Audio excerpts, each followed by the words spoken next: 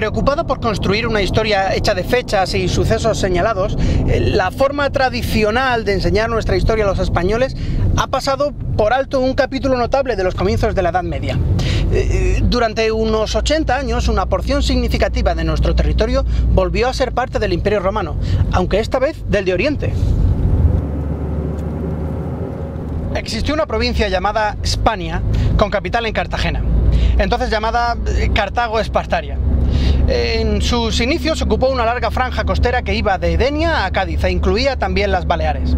Unas décadas después de la caída de Roma, el emperador de Oriente Justiniano lideró un amplio movimiento conocido como la Renovatio Imperii, que tenía como objetivo último restaurar el Imperio de Occidente. Se reconquistaron grandes territorios en Italia y el norte de África, y también ocurrió lo propio con parte de Hispania. Los romanos de Oriente, mal llamados bizantinos, llegaron a Hispania en el año 552, aprovechando una disputa entre visigodos, una jugada que los musulmanes repetirían 150 años después y con mucho más éxito. En esta ocasión, aprovecharon que el usurpador Atanagildo disputaba el trono a Gila I. Con ese argumento desembarcaron dos ejércitos en Levante y uno en el sur. La elección no fue solo geográfica, porque las poblaciones de las actuales Andalucía, Cartagena y Comunidad Valenciana estaban muy romanizadas y tanto el pueblo como los terratenientes eran muy hostiles a los visigodos.